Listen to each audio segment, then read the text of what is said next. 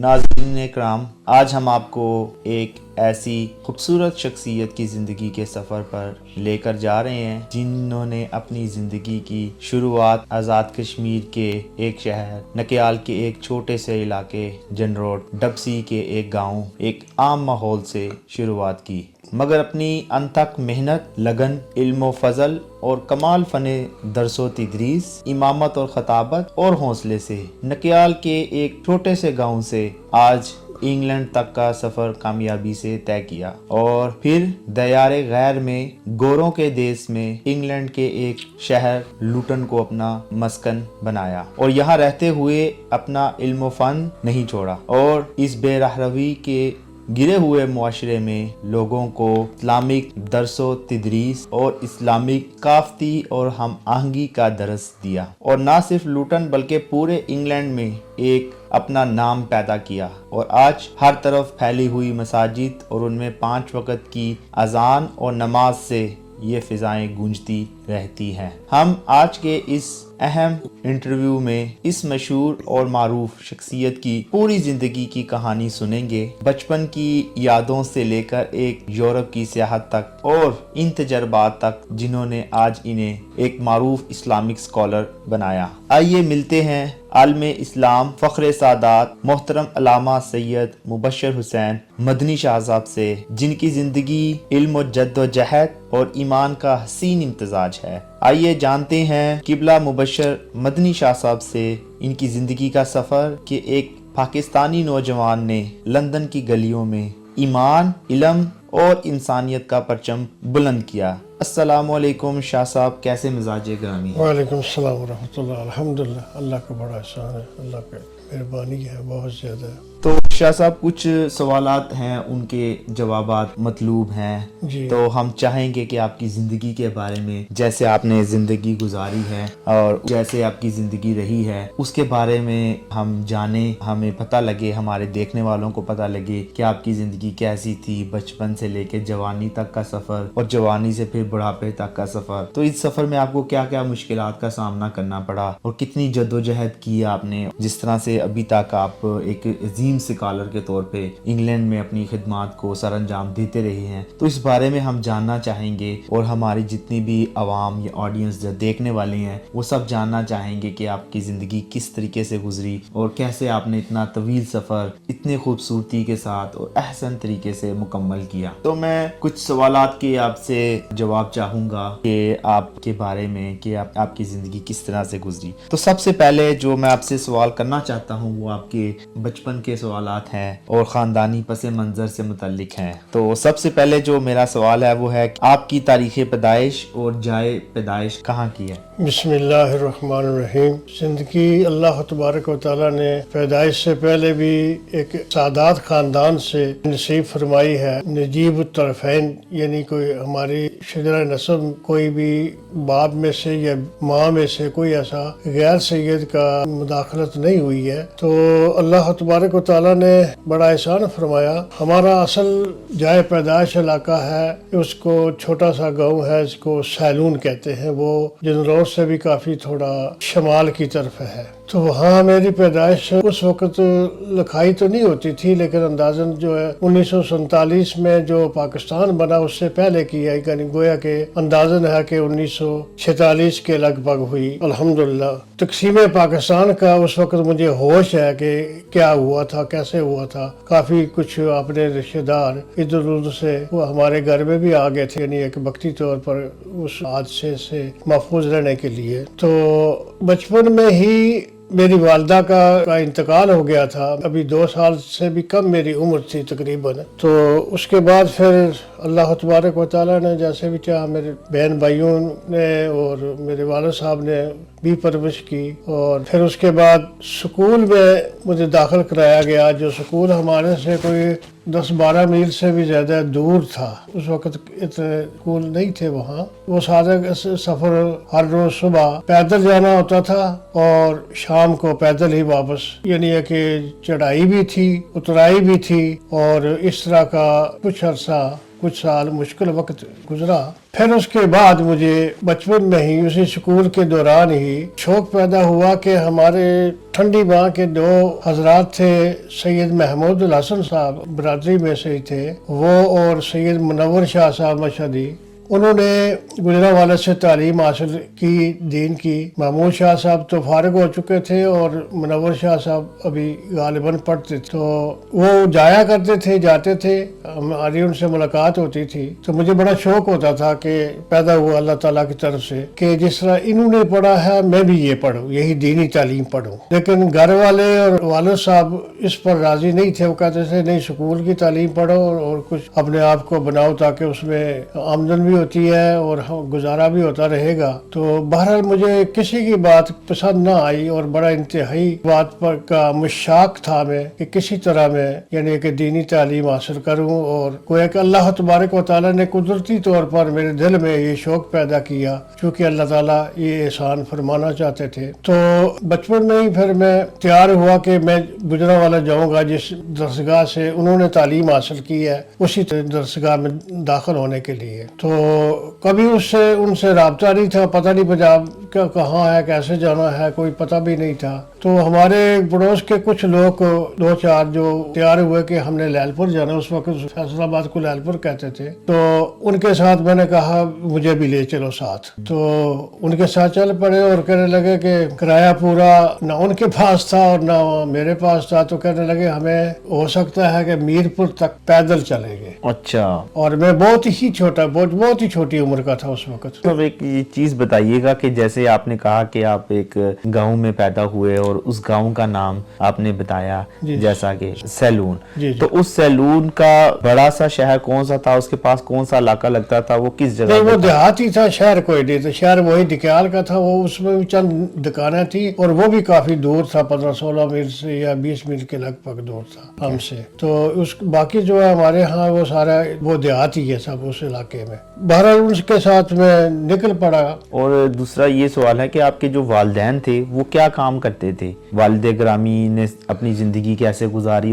والد صاحب کچھ اپنی زمینیں بھی تھی تو اس کے بعد محنت مزدوری کرتے تھے پنجاب میں آ کر. اور کیا ان کا نام تھا؟ ان کا نام سید چند شاہ صاحب. اچھا، ماشاءاللہ. جی. تو میرے 2 بھائی تھے، میرے سے علاوہ 2 بہنیں تھیں. تو ہم 3 بھائی اور 2 بہنیں تھے ہم. بہرحال ان کے ساتھ میں چل پڑا. تو رات کو ہم وہاں سے چل کر کوٹلی میں آ گئے جو وہ بھی کافی دور ہے، مجھے اندازہ نہیں کتنے مائل ہے. تو رات گزاری وہاں سے. تو وہاں سے صبح پھر چل پڑے پیدل. میرپور کافی دور ہے وہاں سے. تو بہرحال بس بھی وہاں سے کوئی 7-8 گھنٹے کے بعد پہنچتی ہے میرپور. تو مجھے نہیں معلوم کہ کیا کھایا تھا راستے میں، کیا پیا تھا یا کیسے پہنچے. اللہ تعالیٰ نے اپنی رحمت سے وہاں پہنچایا. تو وہاں میرپور سے وہ بس پر بیٹھ کر فیصل آباد لیل پور چلے گئے اور میں بس پر بیٹھ کر اکیلا ہی وہاں سے لاہور آ گیا. لاہور میرے والد صاحب اور میرا ایک بھائی وہاں کام کرتے تھے. تو ان کے پاس آیا تو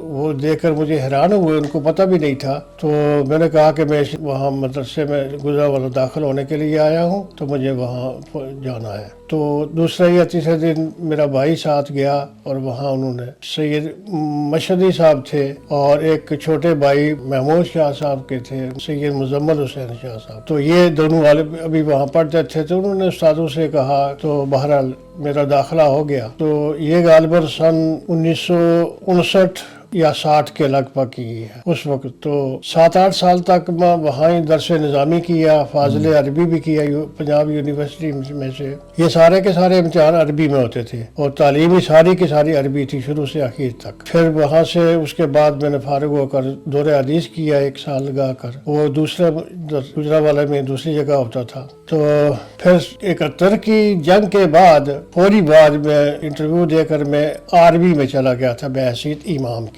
تو وہاں تقریباً 10-11 سال رہا. تو اس کے بعد وہاں بھی میرا دل نہیں لگتا تھا میرا. تو میں نے چھوڑ کر استعفیٰ دے کر میں واپس آ گیا گجرانوالہ. تو بچے بھی تھے وہاں ہی. تو پھر میرے جو سسر تھے انہوں نے مشہدی صاحب سے، یہ یہاں برمنگھم میں تھے پیغام اسلام ٹرسٹ کی مسجد میں. تو ان سے انہوں نے کہا کہ آپ کس طرح کریں کہ ان کو اسپانسر کریں اور ان کو وہاں انگلینڈ میں بلا لیں میرے متعلق. تو پھر انہوں نے اس وقت ویزا نہیں ہوتا تھا, صرف اسپانسر کا لیٹر لے کر انسان ٹکٹ لے کر آ جاتا تھا اور لندن سے ہی کچھ سوال و جواب ہوتے تھے مختصر سے. اور پھر تو اس طرح میں وہاں یہاں پہنچا. تو ان کے پاس ابھی پیغام اسلام ٹرسٹ میں مناسب جگہ نہیں تھی. تو اللہ کا کرنا ایسا ہوا کہ نیو کاسل اپان ٹائن سے ان کو فون آیا کہ ہمیں ایک آدمی چاہیے مسجد امام کے لیے, بچے بھی پڑھانا ہے, امامات خطابت جمعہ سارا کو مکمل. تو پھر میں وہاں چلا گیا تھا.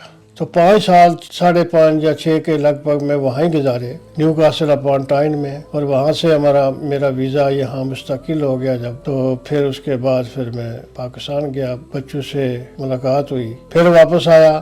تو ساؤتھ لندن میں مشہدی صاحب کو بھی فون آیا کہ وہاں ہمیں ضرورت ہے کہ ایک آدمی کی. تو اس کے لیے انہوں نے کہا کہ آپ جلدی آ جاؤ. تو یہاں ساؤتھ لندن میں اگر آپ کو وہاں نیو کاسل میں جی نہیں لگتا دور ہونے کی وجہ سے, تو یہاں ساؤتھ لندن میں جگہ ہے تو وہاں چلے گئے. اور وہاں بھی مجھے کچھ مسجد والوں کی طرف سے نہیں, کچھ ایسے نمازی تھے جن کی وجہ سے بہرحال پرابلم تھی. لیکن وہ نمازی جو تھے, جو مسجد کے انتظامیہ تھی, وہ کہتے تھے کہ نہیں آپ یہاں رہے, آپ کہیں اور نہ جائیں. تو یہاں کے 2 آدمی گئے, ایک وہاں کے ڈاکٹر صاحب فوت ہو چکے ہوئے تو ان کے جنازے کے لیے, تو ان سے میں بات کی. تو ان کو بھی ضرورت تھی, تو انہوں نے کہا کہ ٹھیک ہے ہم مشورہ کر کے آپ کو بتائیں گے لوٹن میں, یعنی کہ مدینہ مسجد میں. تو انہوں نے پھر کچھ مہینوں کے بعد یا کچھ ہفتوں کے بعد فون کیا کہ ٹھیک ہے آپ آ جائیں, کہ آپ پہلے درس دیں گے تو ہمیں پھر سب کو اگر یہ پسند آیا تو ٹھیک ہے پھر آپ کو رکھ لیں گے. تو آ کر میں نے یہاں درس دیا اور اس کے بعد پھر سب نے مشورہ کیا. تو 1990 میں یہاں آ گیا تھا لوٹن میں. تو اس کے بعد 1991 میں میرے بچے بھی آ گئے تھے, فیملی بھی آ گئی تھی. تو اس وقت تک سے لے کر یہاں تک ہی ہوں. پھر میرا اکتوبر 99 میں بائی پاس آپریشن ہوا تھا, تو جس کی وجہ سے پھر میں بعد میں مسجد سے معذرت کر لی تھی, کیونکہ پھر میں سارا کچھ یہ دوڑ دھوپ نہیں کر سکتا تھا. تو یہ ہے کہ کے بعد پھر اللہ تبارک و تعالیٰ کے فضل سے یہاں ہی گزارا ہوتا رہا, اور دین کی خدمت جتنی ہوئی وہ کرتے رہے. یہ ہے مختصر سا. تو آج تک میں نے کسی کو یہ بتایا نہیں واقعہ زندگی کے سارے, کسی کو بھی, گھر والے کو بھی نہیں بتایا, چونکہ یہ اللہ کا احسان ہے. تو میں اللہ کا جتنا بھی شکر کروں, ہم شکر کر سکتے ہی نہیں اس کی نعمتوں کا. تو یہ دین کا علم اللہ تبارک و تعالیٰ نے, اور یہاں کی جو پہچانا, یہ سارا اللہ نے اپنے فضل سے کیا ہے. اور یہ بہت بڑا انعام ہے اللہ تعالیٰ کا, سب سے بڑا جو دین کا انعامات ہے اللہ تعالیٰ کا, یہ بڑا فضل ہے, بہت بڑی دولت اللہ تعالیٰ نے عطا فرمائی. تو اللہ تبارک و تعالیٰ مجھے اس دولت کو سنبھال کر رکھنے کی اور دین کے مطابق عمل کرنے کی توفیق عطا فرمائے. اور دین کا ایک ایک حرف ہے قرآن و سنت کا, وہ اپنے اصلی مفہوم میں اس کی سمجھ اور اس پر عمل کرنے کی توفیق عطا فرمائے, حضور علیہ الصلوۃ والسلام کی سنت کی اتباع میں. صاحب آپ کا بچپن کا ماحول کیسا تھا, یعنی کیسا آپ ماحول تھا, کوئی بچپن کی کوئی ایسی, آپ کو کس چیز کا شوق تھا اور کون سا کھیل کھیلا کرتے تھے؟ میں نے کبھی کوئی کھیل نہیں کیا, تو نہ اس وقت جو کھیلیں تو ہوتی بھی نہیں ہے دیہاتوں میں. تو بس گھر پر ہی رہا ہوں. لیکن یہ کہ جب ہوش تھوڑا سا سنبھالا تو پھر میں سکول میں چلا گیا تھا. تو سکول میں رہنے کے بعد پھر اس سے تھوڑا زیادہ ہوش ہوا, تو پھر میں یہاں مدرسے میں پنجاب میں آ گیا ہوں, دینی مدرسے میں. تو باقی زندگی ساری کو مدرسے میں گزری, اور الحمدللہ اللہ نے احسان فرمایا, اللہ نے دین عطا فرمایا اپنے فضل و رحمت سے. اور یہ قدرتی طور پر یہ نہیں ہے کہ شوق پیدا ہوا, حالانکہ سارے کے سارے میرے والد صاحب بھی یہ بالکل نہیں چاہتے تھے کہ میں اس طرف آؤں. تو لیکن میرے دل میں اللہ تعالیٰ نے ایسا شوق ڈالا, اور کسی کی بات کا کوئی اثر نہیں ہوا الحمدللہ. حالانکہ اس دینی تعلیم میں بھی سوائے کھانے پینے کے یعنی کہ رزق اور کوئی آمدن نہیں تھی, کوئی عیاشی نہیں تھی, کوئی کچھ نہیں تھا, آرام نہیں تھا. کچھ پرابلمیں ہو سکتی تھی لیکن آرام نہیں تھا, جیسا لوگوں کی زندگی میں عیاشی تھی. سکون تھا, اطمینان تھا, اور مستقبل کا بھی کوئی ارادہ یعنی ایسا نہیں تھا یہ پڑھائی کے بعد میں بہت بڑا کہ کسی عہدے پر چلا جاؤں گا, میری آمدن زیادہ, ایسا بھی نہیں تھا. اور دین کے لیے یہ نیت ہونی بھی نہیں چاہیے, اور ہے بھی نہیں ہے. اس کے بعد دولت ملتی بھی نہیں ہے, باقی قسمت کی بات ہوتی ہے. تو اس طرح اللہ تعالیٰ کی رضا کے لیے, اللہ نے اپنی رضا کے لیے مجھے یہ دین کی سعادت حاصل فرمائی, اور یہ اللہ تعالیٰ کا بہت بڑا احسان ہے, اور اس کا شکر ہے الحمدللہ. بچپن کا کوئی ایسا یادگار واقعہ جو آپ کو یاد ہو ابھی؟ واقعہ تو بہت سارے ہوتے ہیں، لیکن یہ ایسا نہیں کہ یہاں آنے والے یا کوئی تاریخی لحاظ سے ان کی کوئی حیثیت نہیں ہوتی، جو آپ آج تک آپ کو بچپن میں ہوتا ہے۔ آپ کو کوئی ایسا یاد ہو، شرارتی واقعہ یا کوئی بھی جو آپ کو ابھی تک آج تک یاد ہو؟ ہمارا مقصد جو تھا وہ میں نے آپ کو عرض کر دیا ہے۔ جی جی جی۔ سو آپ کے بچپن سے آپ کا خواب کیا تھا؟ جب سے ہوش ہوا اللہ تعالیٰ نے سنبھالا ہے تو یہی پہلا خواب تھا، پہلا اور آخری، کہ اللہ کے دین کو میں حاصل کروں۔ سبحان اللہ، ماشاء اللہ۔ اور تعلیم اور تربیت میں آپ کی ابتدائی تعلیم کہاں سے تھی؟ کون سے شہر سے، کس جگہ سے آپ نے تعلیم حاصل کی تھی؟ شاید نہیں، وہاں ہی ہمارے گاؤں میں ہی، وہ میں نے جیسے آپ کو بتایا کہ سکول تھا وہ بہت دور تھا، تو کچھ 1-2 سال تھوڑے ابتدائی میں طور پر وہاں گیا ہوں، زیادہ نہیں گیا ہوں، تو پھر ادھر آنے کا پروگرام بن گیا اور پھر میں گویا کہ دینی تعلیم کی طرف میری توجہ ہو گئی، اس طرف لگاؤ ہو گیا۔ تو آپ کا پسندیدہ مضمون کون سا تھا اور آپ کے پسندیدہ استاد کون سے تھے؟ سارے استاد الحمدللہ ٹھیک ہی تھے، دین کی تعلیم تو سبھی نے قرآن، حدیث، فقہ، منطق اور صرف و نحو وغیرہ پورا درس نظامی کا جو نصاب ہے وہ کمپلیٹ سارا وہاں ہوتا تھا اور وہیں پڑھا ہے، اور پھر وہیں سے ہی فاضل عربی کیا پنجاب یونیورسٹی، تیاری وہاں مدرسے میں کی ہوتی ہے، کتابیں وہیں پڑھائی جاتی ہیں اس نصاب کی، صرف وہاں داخلہ دیا جاتا ہے، وہ بھی گھر سے، وہاں مدرسے سے ہی داخلہ لیا جاتا ہے، تو اور پھر وہاں سے پرچے آ جاتے ہیں، اور وہاں ہی گجرانوالہ شہر میں کسی جگہ پر غالباً وہ امتحان بھی ہوتا ہے فاضل عربی کا، تو وہاں امتحان بھی دیا تھا، تو وہ سارے کا سارا عربی میں ہوتا، جو کتابیں پڑھی ہیں اسی میں سوال بھی عربی میں ہوتے ہیں، اور ان کا مفہوم اور ترجمہ جو ہے وہ تو خیر یعنی کہ اردو میں اس کا مفہوم لکھا جاتا تھا، سارا کچھ ہے۔ تعلیم کے دوران کوئی خاص کامیابی یا کسی کے مقابلے کا سامنا کرنا پڑا آپ کو؟ وہاں وہ کچھ بچے اپنے طور پر کہیں جا کر عصر کے بعد وہ ہمارے چھوڑے مغرب تک کے درمیانی حصہ جو ہے نا، یہ اجازت ہوتی کہ آپ فارغ ہیں اس وقت، ادھر ادھر کہیں جا سکتے ہیں، گھوم پھر سکتے ہیں، سارا کچھ ہے۔ باقی سارا تو صبح سے لے کر زور تک تو تعلیم ہوتی، تو اس کے بعد پھر عصر تک وہ اپنا مطالعہ کرنا پڑتا ہے، باہر نہیں جا سکتا تھا آدمی، تو اس کی تیاری کرنی، جو پڑھا ہے اس کو یاد کرنا یا اس کو سمجھنا، یا کل جو پڑھا جائے گا تعلیم ہوگی اس کے لیے مطالعہ کرنا وغیرہ اس طرح کا۔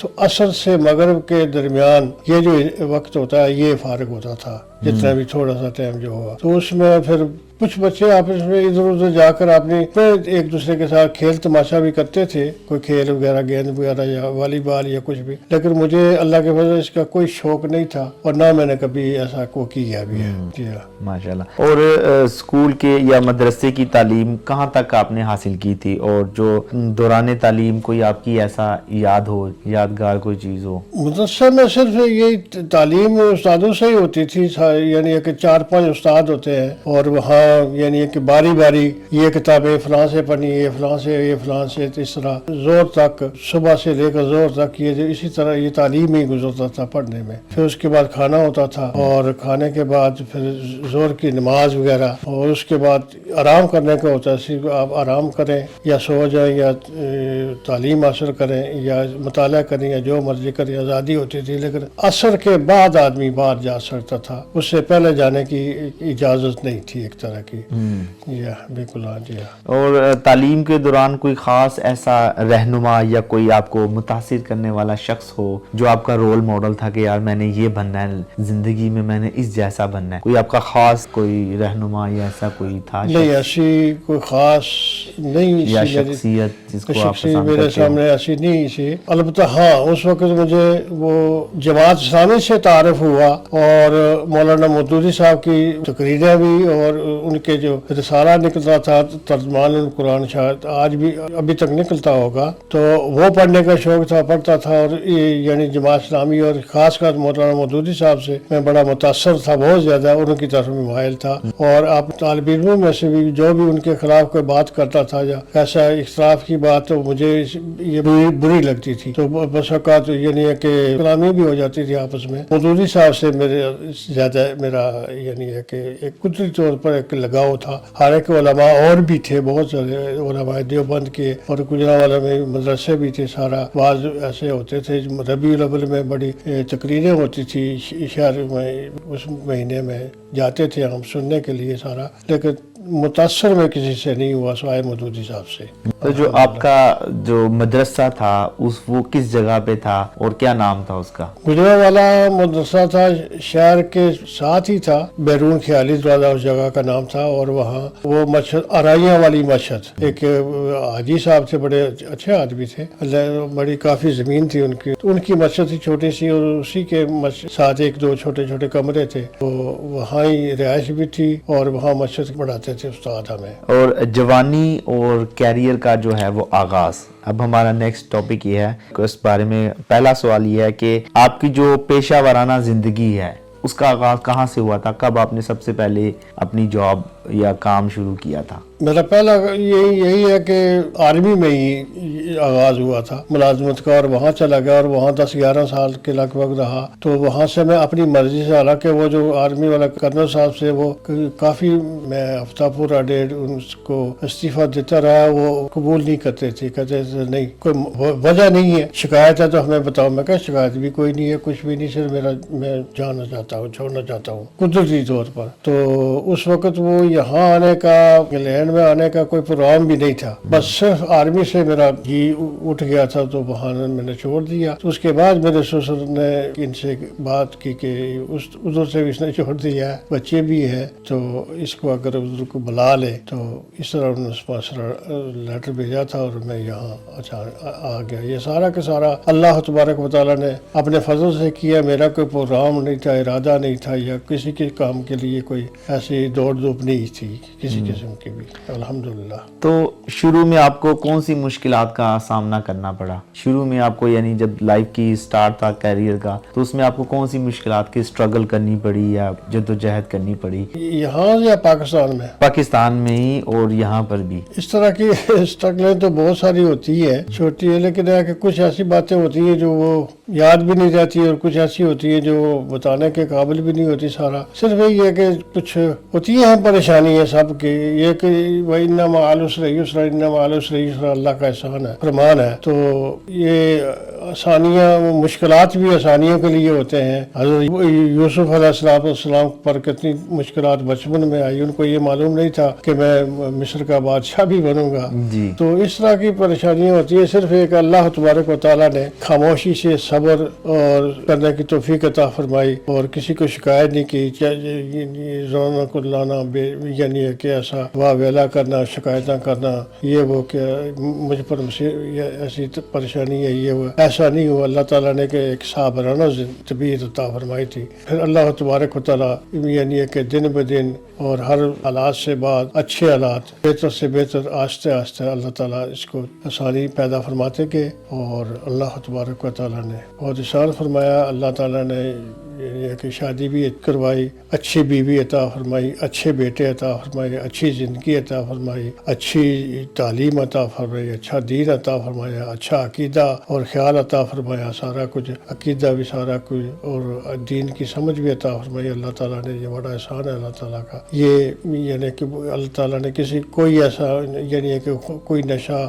वगैरह करना या किसी शौक भी नहीं पैदा हुआ, ना ही कोई ऐसी बुरी आदत या कोई ऐसी खराबी या गुनाह वाला कोई ऐसा मौका अल्लाह ताला ने नहीं करने की तौफीक दी, बचा के रखा सारा कुछ। तो अल्लाह ताला ने बड़ी अच्छी और पाकीज़ा ज़िंदगी और पाकीज़ा माहौल और पाकीज़ा माशरा और पाकीज़ा फैमिली और औलाद अता फरमाई, अल्हम्दुलिल्लाह। अल्लाह ताला इसी तरह पाकीज़ा माहौल में, इसी ज़िंदगी में अल्लाह ताला मौत भी फरमाए, ताकि आखिरत में अल्लाह ताला बख्शिश और नजात का ज़रिया बनाए। सुभान अल्लाह। तो आपकी ज़िंदगी की सबसे बड़ी कामयाबी क्या थी? सबसे बड़ी कामयाबी यही समझता हूँ जो अल्लाह ताला ने मुझे दीन अता फरमाया, दीन सीखने की तौफीक अता फरमाई। और ये मुझे तवक्को नहीं थी कि हालांकि बहुत बड़ा मुश्किल था। हमें तो उस वक्त सारा का सारा अरबी में तालीम है, अरबी में किताबें हैं, बहुत बड़ी बड़ी किताबें, उलमा और वो फुकहा तक यही किताबें सारे उलमा पूरी दुनिया में पढ़ते हैं, ये कुरान, हदीस, फ़िक़्ह और दूसरी अरबी अदब की किताबें। तो मैंने